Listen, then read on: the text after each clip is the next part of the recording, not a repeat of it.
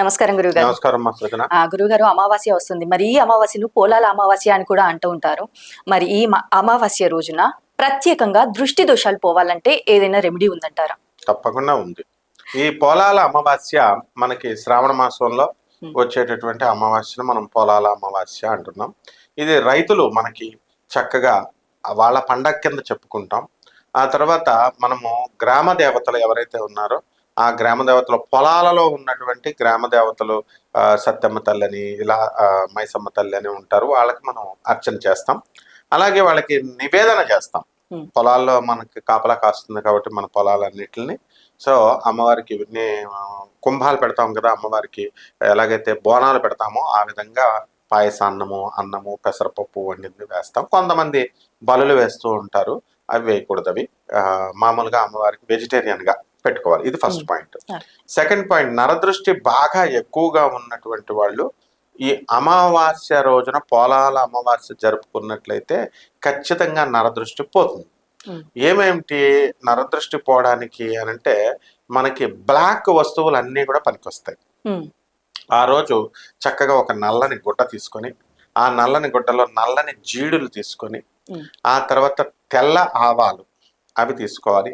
ఆ నెక్స్ట్ ఈ యొక్క పటిక ఉంటుంది, పటిక, ఆ పటిక, ఎండుమిర్చి కానీ పచ్చిమిర్చి కానీ, ఇవి మొత్తం ఈ గింజలన్నీ పెట్టి అమ్మవారి దగ్గర పెట్టి మనము అమ్మవారికి పూజ చేసిన తర్వాత ఈ యొక్క ఏదో ఒక మూల బీజం అమ్మవారికి, లేదా స్తోత్రాలు గ్రామ దేవతలకు సంబంధించినటువంటి ఏ దేవతకి సంబంధించినవి ఆ దేవతలకి మనం పూజ చేసిన తర్వాత నివేదనం అంతా అయిపోయిన తర్వాత ఈ యొక్క దీన్ని ఇంటికి కట్టుకోవడం, ఇంటి గుమ్మం ముందు వీటిలన్నింటిని మూటను కట్టడం.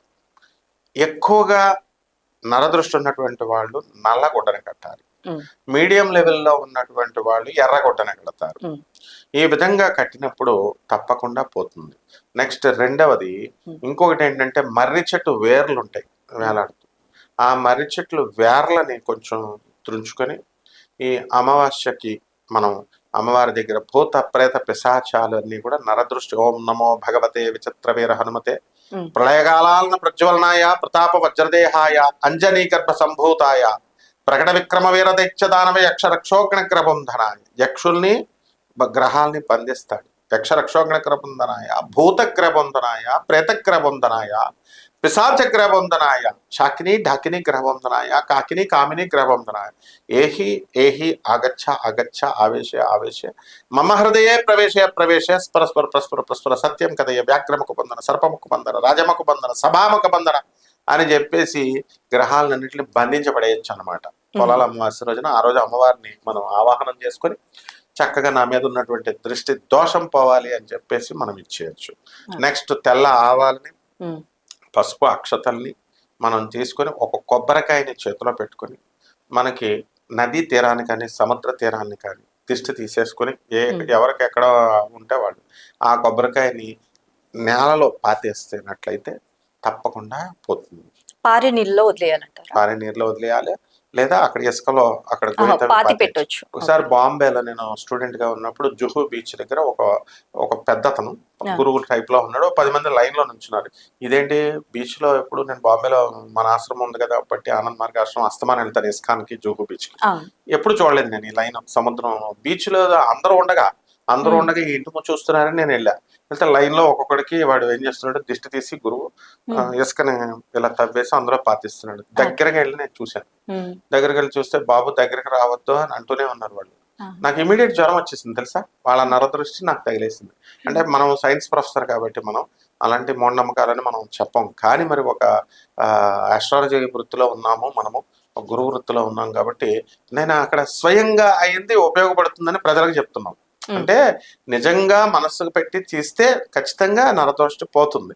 అందువల్లనే మరి మూఢనమ్మ మరీ లేదండి అనుకునేటటువంటి వాళ్ళకి ఇది ఒక ఎగ్జాంపుల్ అంతే. మూఢనమ్మకాలు పెంచడం కాదు అక్కడ, దానివల్ల మనకేమి ప్రయోజనం లేదు. సో ఈ విధంగా మనం ఈ నరదృష్టి యంత్రాలను ఉంటాయి, అవన్నీ కూడా మనం గుమ్మం దగ్గర కట్టుకోవచ్చు. సుర్మా పెట్టుకుంటారు ముస్లిమ్స్, సుర్మా, అది కూడా నల్ల కాటుక. అందువల్ల చిన్నపిల్లలు పుట్టినప్పుడు రోజు మంచిగా అలంకారం చేసి తల్లి చిన్న కృష్ణ బొట్లు పెడుతుంది, కాటికతో పెడతాం. కొత్త పెళ్లి కూతురికి దిష్టి తగులుతుందని పెడతాం. వాళ్ళు ఇంటికి ఆ కాటుకు లేకుండా వెళ్తే కనుక ఆ ఇంటికి వచ్చే దారిలో దెయ్యాలు అవి పడతాయని. అలాగే బయట నరదృష్టి అంటే మెయిన్ గా ఇవి మనమే తెచ్చుకుంటాం. నరదృష్టి షోపుటప్ వల్ల వచ్చిందనమాట ఇదంతా.